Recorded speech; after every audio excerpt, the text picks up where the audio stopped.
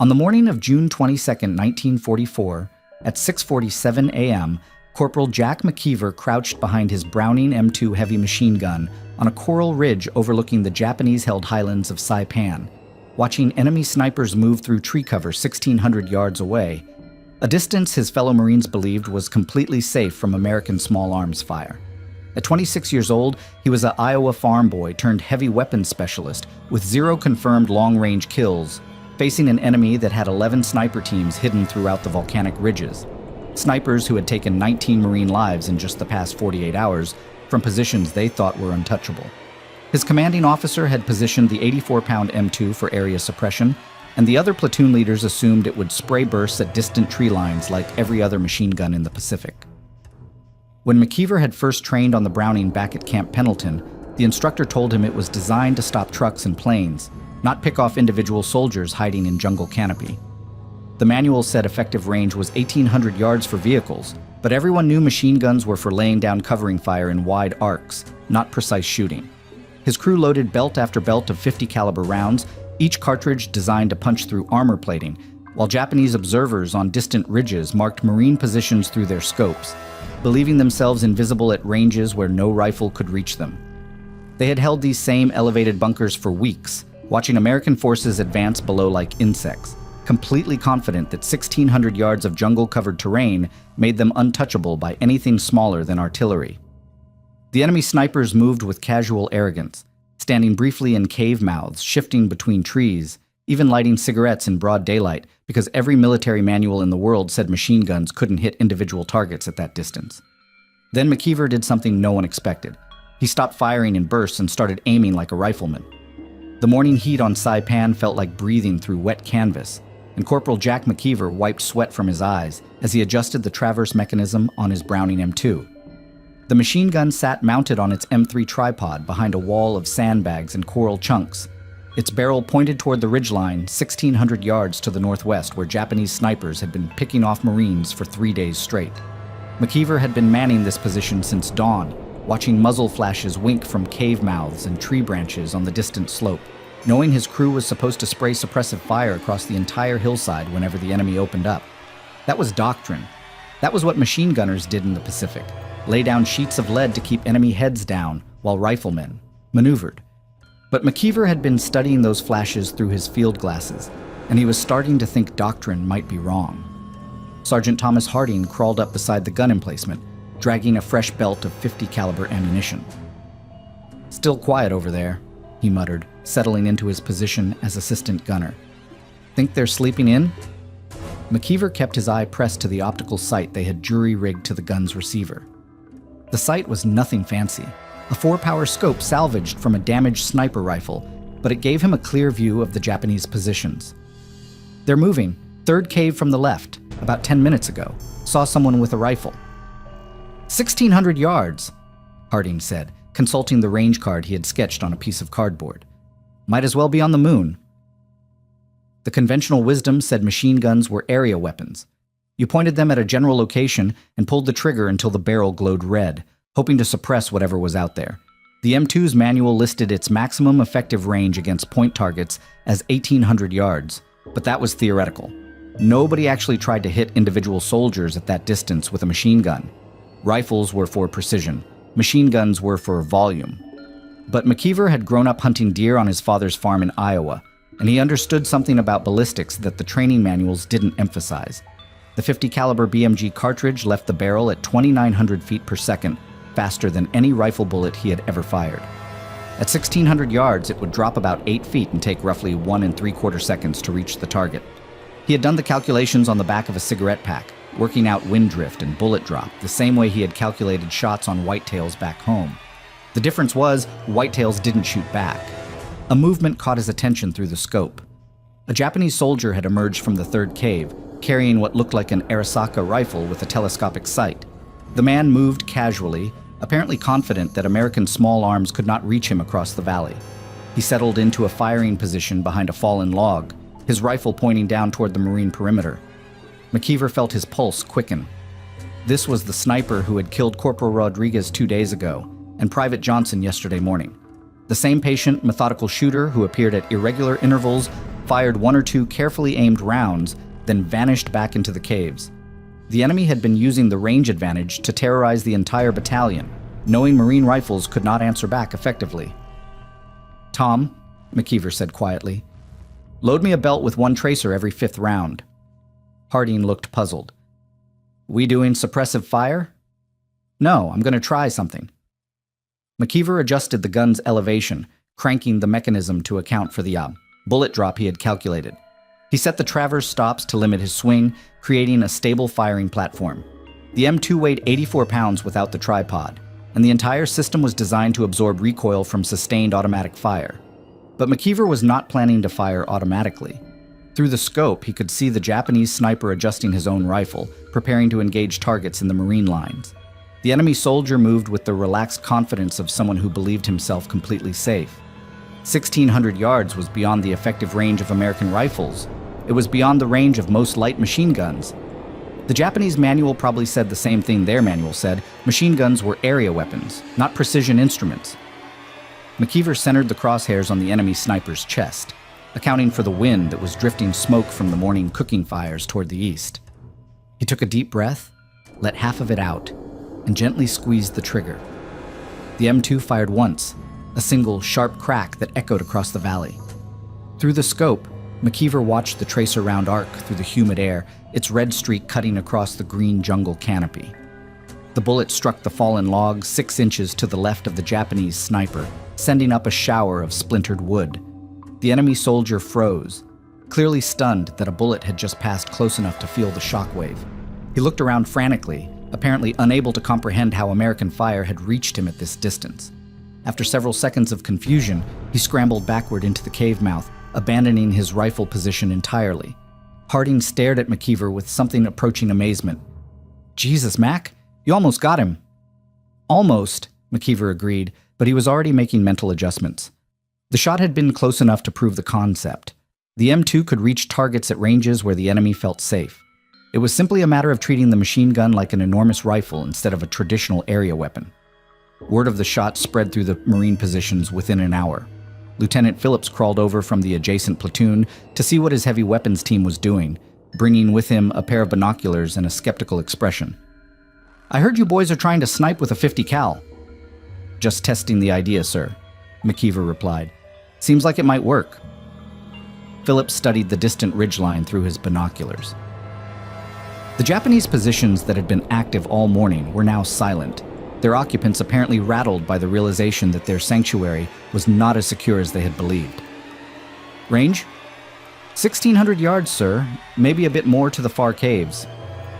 Phillips lowered his binoculars and looked at the M2 with new interest. Machine guns were not supposed to work this way. They were suppression weapons designed to force enemy troops to keep their heads down while friendly infantry maneuvered. But if a machine gun could actually hit individual targets at extended range, if it could turn the enemy's safe zones into killing fields, then the entire tactical equation might change. As the sun climbed higher and the morning heat became oppressive, the Japanese ridge remained quiet. No muzzle flashes, no casual movement between positions. The enemy snipers who had terrorized the Marine battalion for days had gone to ground, suddenly aware that 1,600 yards was not the protective barrier they had assumed. That evening, as McKeever cleaned the M2's barrel and Harding updated their range cards with more precise calculations, both men understood that something fundamental had shifted. They had not simply fired a machine gun at long range, they had redefined what a machine gun could do. By the third day, McKeever had transformed his machine gun emplacement into something resembling a sniper's nest more than a traditional heavy weapons position. He and Harding had constructed range cards for every visible landmark on the Japanese ridgeline, marking distances in 100-yard increments from 1,200 out to 1,800 yards. They had repositioned the M2 on its M3 tripod to provide maximum stability, using sandbags and coral chunks to create a solid firing platform that eliminated any tremor or movement that might throw off their aim at extreme range. The ballistics were challenging but manageable. The 50 caliber BMG round maintained a muzzle velocity of 2,900 feet per second, but at 1,600 yards, the bullet would drop approximately 8 feet below the line of sight and drift several feet laterally in even a modest crosswind. McKeever had worked out the calculations using time of flight, 1.7 seconds to target, and wind deflection tables that Harding had copied from a field artillery manual. They mixed their ammunition belts with one tracer around every fourth cartridge, allowing McKeever to observe his shots and make rapid corrections. The Japanese had initially responded to the long-range fire by simply moving deeper into their cave positions, apparently believing the accurate shooting was either luck or the work of a hidden sniper team. But as McKeever continued to engage individual targets at distances that should have been impossible for machine gun fire, the enemy began to realize they were facing something unprecedented. Their movement patterns changed dramatically. Soldiers who had previously moved casually between positions now sprinted in short, panicked bursts. Observation posts that had been manned continuously were suddenly abandoned for hours at a time. Lieutenant Phillips visited the position daily now, bringing field glasses and occasionally calling in target designations from his infantry scouts. Cave mouth at 1,400 yards, bearing 075 degrees, he would announce, and McKeever would traverse the gun to the specified coordinates. The lieutenant had begun integrating the long-range machine gun fire into his tactical planning, using it to suppress specific enemy positions before infantry advances, rather than relying solely on artillery support. The logistical implications were significant. Traditional machine gun employment consumed ammunition at rates of 400 to 600 rounds per minute during sustained fire missions. But precision shooting required a completely different approach. McKeever was firing single shots or short bursts of 3 to 5 rounds, taking time to aim and adjust between engagements. A typical day's shooting might consume only 2 or 3 50-round belts instead of dozens, but each round had to count. The crew found themselves spending more time on maintenance and preparation than actual firing, cleaning the barrel obsessively, checking the scope mounting, ensuring the tripod remained perfectly stable. Harding had become expert at reading wind conditions and estimating range to unmarked targets. He could glance at smoke drift and vegetation movement and provide windage corrections accurate enough for McKeever to hit targets on the first or second shot. The partnership was evolving into something more sophisticated than traditional machine gun crew dynamics. They were functioning more like a precision rifle team, with Harding serving as spotter and McKeever as shooter. The psychological impact on the Japanese defenders was becoming evident. Through binoculars, the Marines could observe increased bunker construction and camouflage efforts on the enemy ridgeline. Japanese soldiers were spending more time underground and less time manning observation posts. Several previously active sniper positions had gone completely silent, their occupants apparently unwilling to risk exposure at ranges they had once considered secure. On the morning of June 26th, McKeever achieved what he later described as his most satisfying engagement of the campaign. A Japanese machine gun team had set up a Type 99 light machine gun behind a rocky outcrop at approximately 1,700 yards, thinking themselves well beyond the reach of American small arms. The position commanded excellent fields of fire down into the Marine assembly areas, and the enemy gunners had been harassing supply parties and communication runs all week. McKeever spent 20 minutes studying the target through his scope, waiting for the Japanese crew to become careless enough to expose themselves. The machine gun was positioned behind natural cover, but the gunner had to lean slightly to the left to aim down the slope toward American positions. It was a small target, perhaps 18 inches of exposed torso, but it was predictable. When the Japanese gunner leaned into his firing position, McKeever was ready. He had already adjusted for range and wind, and his crosshairs were centered on the exact spot where the enemy soldier's body would appear. The .50 caliber round struck the Japanese gunner in the upper chest. The massive bullet's kinetic energy sufficient to kill instantly at that range. The enemy machine gun position went silent immediately and remained so for the rest of the day. The engagement was witnessed by an entire rifle platoon that had been pinned down by the Japanese machine gun, and word of the shot spread throughout the battalion within hours. Marines who had been skeptical of the long-range machine gun concept became believers. Requests began coming in from other units for similar fire support, and several heavy weapons crews started experimenting with precision shooting techniques using their own M2 positions. But success brought new challenges. The Japanese, recognizing the threat posed by the long-range machine gun fire, began targeting McKeever's position with mortar rounds and sniper fire of their own. Enemy observers had identified the general location of the troublesome American gun, even if they could not pinpoint it exactly, and they began dropping mortar shells in the vicinity throughout the day. The crew was forced to construct overhead protection and plan alternate firing positions in case their primary emplacement was compromised. More significantly, the ammunition supply situation was becoming strained. While McKeever's precision shooting consumed fewer rounds per day than traditional machine gun employment, the demand for .50 caliber ammunition was increasing as other crews adopted similar techniques. The battalion supply officer warned that current consumption rates were exceeding the planned logistical footprint for heavy machine gun operations, and resupply from the beach was complicated by ongoing Japanese artillery fire on the landing zones. The tactical situation was also evolving. As the Marine advance pushed closer to the Japanese ridgelines, the optimum firing positions for long-range precision work were becoming less available. The crew found themselves having to displace their heavy equipment more frequently, losing the stable, prepared positions that made accurate shooting possible. What had worked perfectly for static defensive operations was proving more difficult to sustain during active offensive movements. By the end of June, McKeever had confirmed kills on 7 individual Japanese soldiers at ranges between 1,300 and 1,700 yards, with several additional probable kills where bodies could not be observed. The psychological impact was far greater than the actual casualty count suggested. An entire enemy battalion had modified its tactical behavior because of one machine gun crew that refused to accept conventional limitations on what their weapon could accomplish. The Japanese response came on July 2nd in the form of coordinated counter-sniper fire that forced McKeever to completely rethink his tactical approach.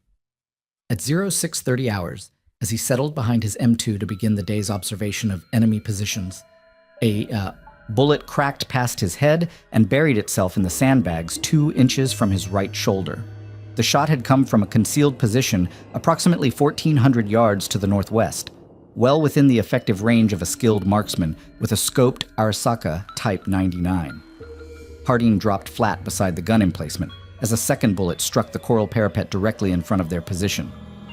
"They've got us ranged," he said, crawling backward toward the communication trench. "That's not random fire." McKeever slid away from the machine gun, keeping his head below the sandbag line. The Japanese had clearly identified his position and assigned at least one sniper team to neutralize the troublesome American gun crew. It was an entirely predictable response, and one that McKeever realized he should have anticipated. By maintaining a fixed firing position for over a week, he had given the enemy ample opportunity to study his location and plan countermeasures. The immediate problem was tactical. McKeever's crew had spent days perfecting their range cards and sight settings for this specific position. Moving the 84-pound M2 and its tripod to an alternate location would require at least an hour of setup time to re-establish accurate firing data, during which the Japanese positions would be free to operate without harassment. But staying in place meant accepting continued sniper fire that would eventually find its mark. Lieutenant Phillips crawled into the position 30 minutes later, bringing reports from his forward observers. "They've got at least 2 sniper teams working your area," he informed McKeever. "One firing from that ridge complex to the northwest, another one somewhere in the tree line to the northeast. Probably Type 99s with scopes, maybe 4-power optics." The tactical situation had fundamentally changed. For the first week of operations, McKeever had enjoyed the luxury of engaging targets that could not effectively return fire.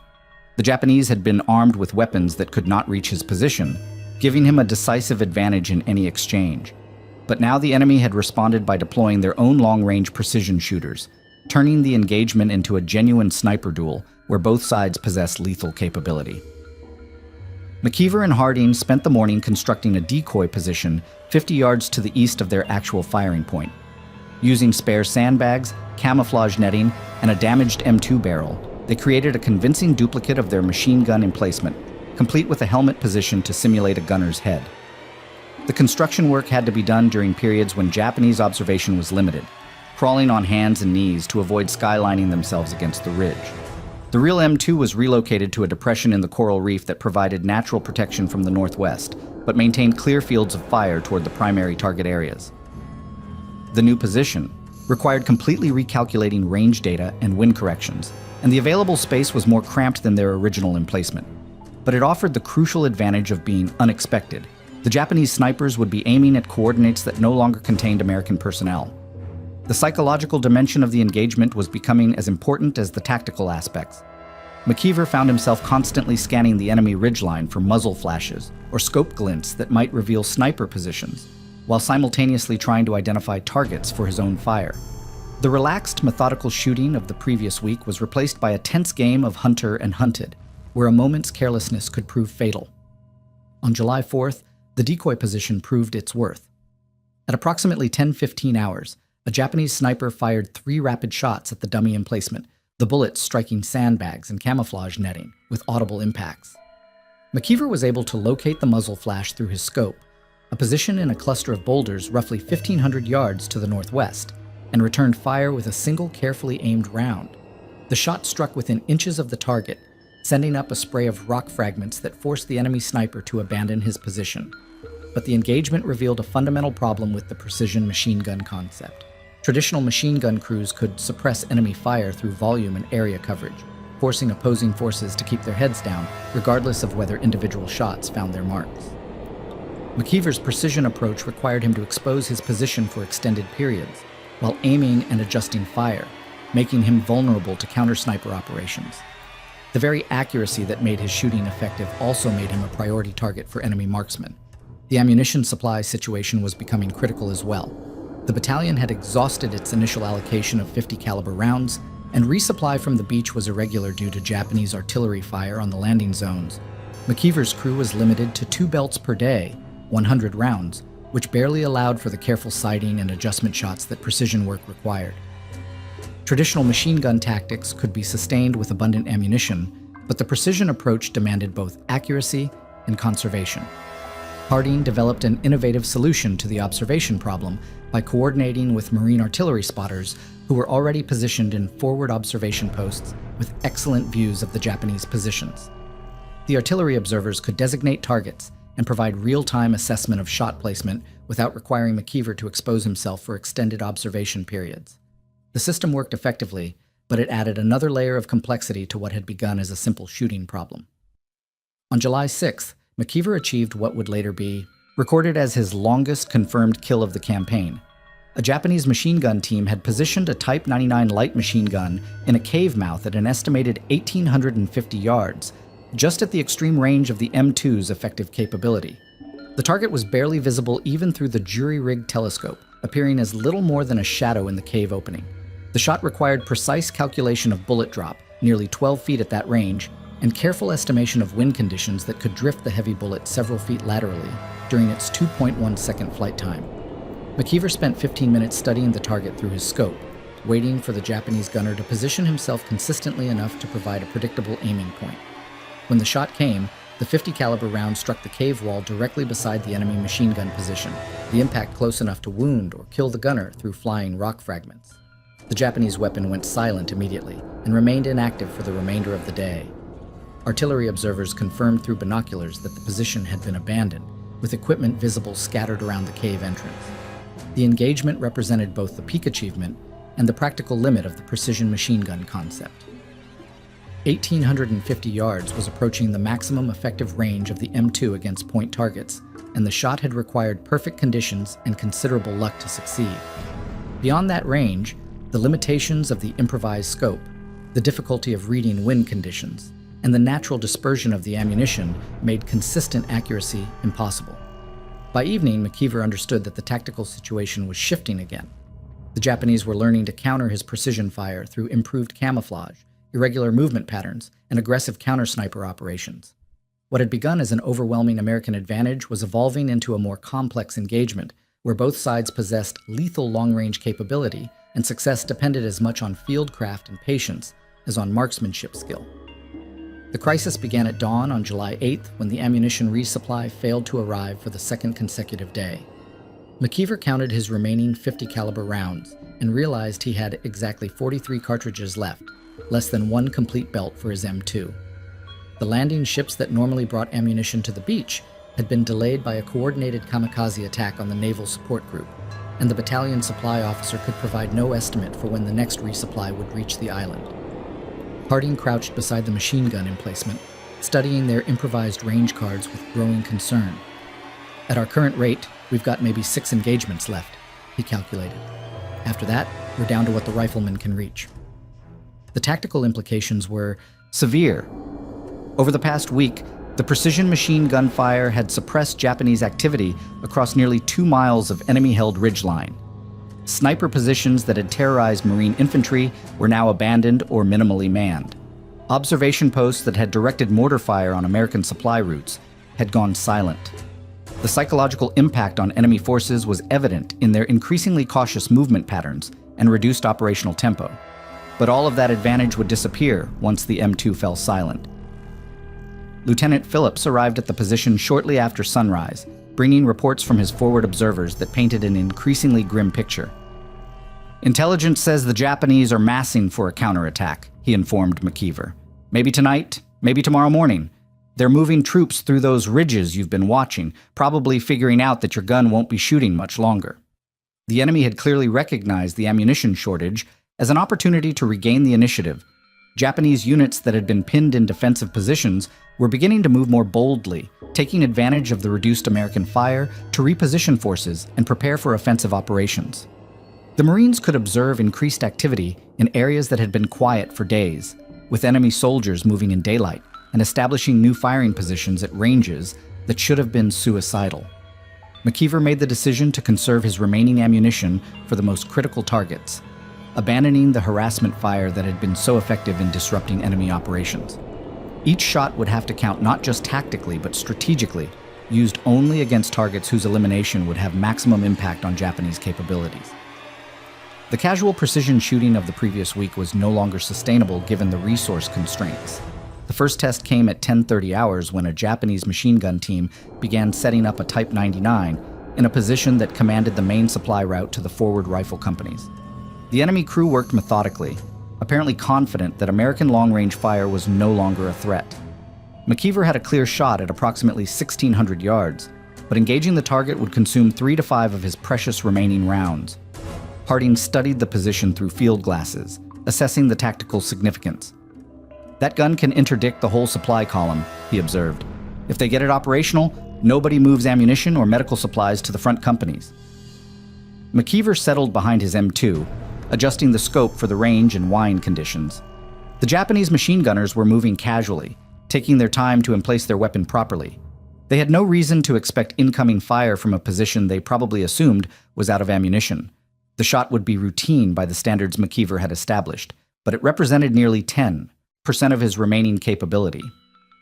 The .50 caliber round struck the primary gunner's center mass, the impact throwing him backward into his assistant gunner and disrupting the entire emplacement effort. The surviving Japanese soldiers scrambled for cover, abandoning their weapon and fleeing deeper into the ridge complex. The supply route remained open, but McKeever was down to 38 rounds. The real crisis developed that afternoon, when Japanese forces began probing the Marine perimeter with small unit attacks that were clearly designed to test American response capabilities. Enemy squads would advance to positions just beyond rifle range, establish temporary firing positions, and engage Marine outposts with aimed fire before withdrawing. The attacks were coordinated and systematic, suggesting a larger plan to identify weak points in the American defensive line. Traditional doctrine called for machine gun crews to respond to such probing attacks with sustained suppressive fire, forcing the enemy to withdraw or take cover while friendly forces maneuvered. But McKeever could not afford to expend his limited ammunition on suppression missions that might consume 20 or 30 rounds without achieving definitive results. He was forced to watch enemy soldiers operate at ranges where his weapon could reach them, knowing that engagement would exhaust his remaining capability. The psychological pressure was becoming unbearable. McKeever had spent 2 weeks establishing dominance over the enemy-held ridges, creating a zone of American fire superiority that extended far beyond traditional small arms range.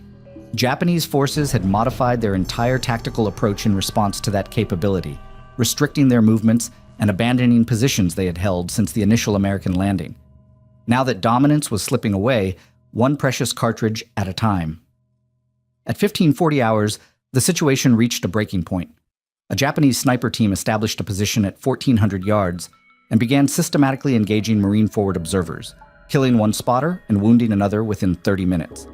The enemy marksmen were operating from a location that provided excellent concealment and fields of fire, clearly planning to remain in position for an extended engagement. They represented exactly the kind of high-value target that justified expenditure of scarce .50 caliber ammunition. McKeever engaged the position with 2 carefully aimed shots, the second round striking close enough to force the snipers to abandon their location. But the engagement reduced his remaining ammunition to 35 rounds, and he could see other Japanese positions becoming active as enemy forces sensed the reduced American fire capability. Harding suggested a desperate expedient. What if we coordinate with the other heavy weapons crews, pool our remaining ammunition, and concentrate it on the most critical targets? The idea had merit, but it represented a fundamental change in tactical approach. Instead of individual crew operations, The remaining machine gun teams would have to function as a coordinated precision fire unit, sharing intelligence and ammunition resources while maintaining mutually supporting positions. The logistics would be complex, requiring radio coordination and careful planning to avoid duplication of effort. Lieutenant Phillips approved the concept immediately, recognizing that dispersed ammunition shortages were less critical than complete loss of long-range fire capability. By 1700 hours, 3 M2 crews had consolidated their remaining 50 caliber rounds into a single supply pool totaling 112 cartridges. The ammunition was distributed based on crew capability and target priority, with McKeever's team receiving 45 rounds as the most experienced precision shooters. The Japanese counterattack began at 21:30 hours with mortar fire on Marine forward positions, followed by infantry probes against the perimeter at multiple points.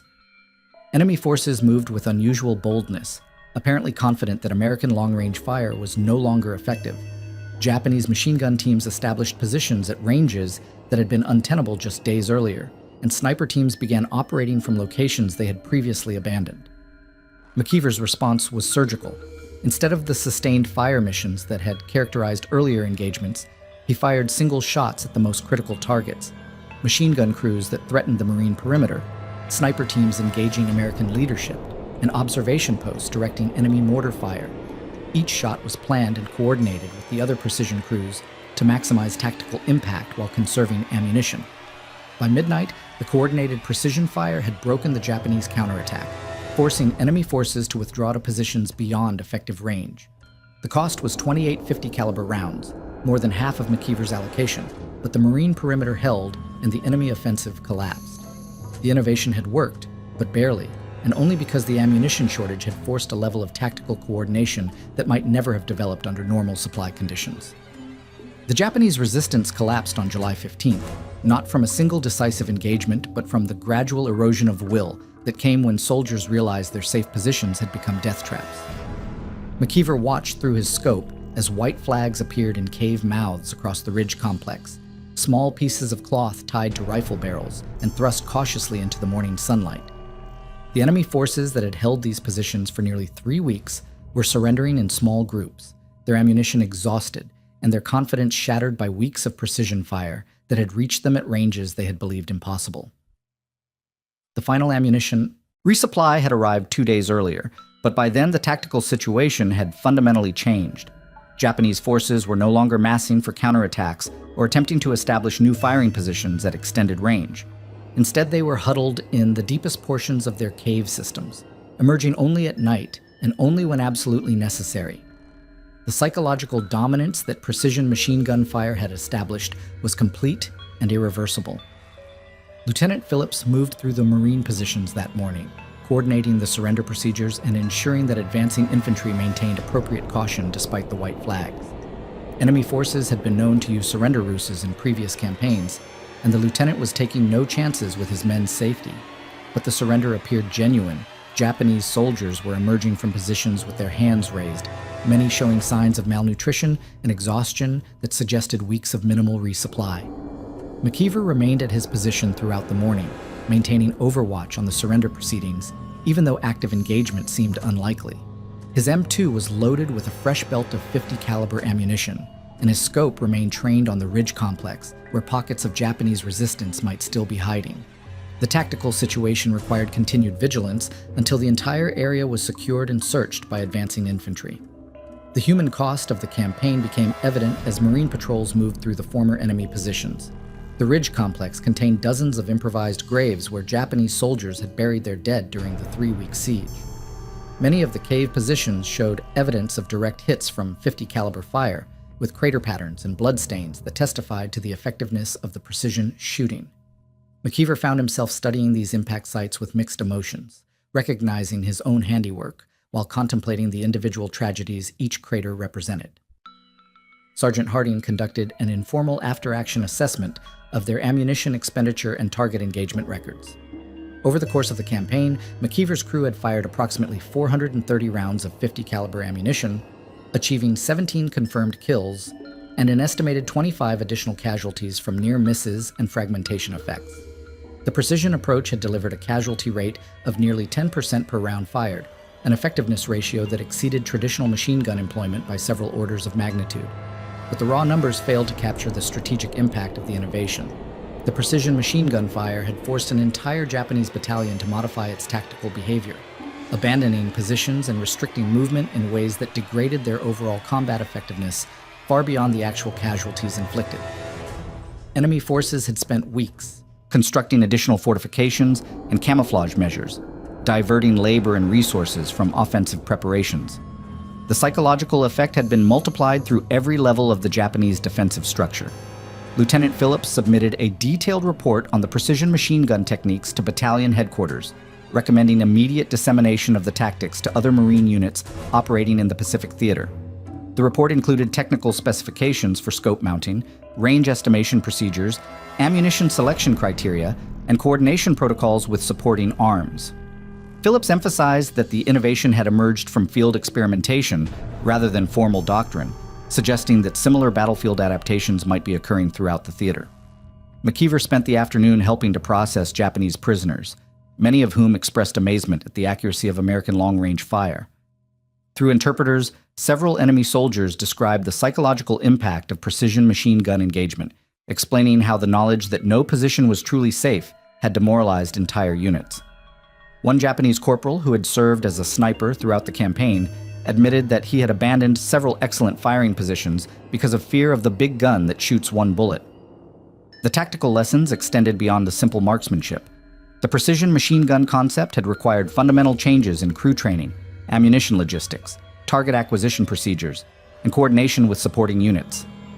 Traditional machine gun employment emphasized volume of fire and area suppression, while precision work demanded individual shot accountability and careful resource management. The psychological and training requirements were as different as those between rifle and artillery employment. During the evening meal, McKeever found himself in conversation with Marines from other units who had observed the precision shooting throughout the campaign. Several crews had attempted to replicate the techniques using their own M2 weapons with varying degrees of success. The innovation was spreading organically through the battalion, driven by tactical effectiveness rather than formal instruction. Similar adaptations were reportedly occurring in other Marine units across the Pacific, suggesting that the precision machine gun concept represented a natural evolution of battlefield tactics rather than an isolated experiment. The strategic implications were profound.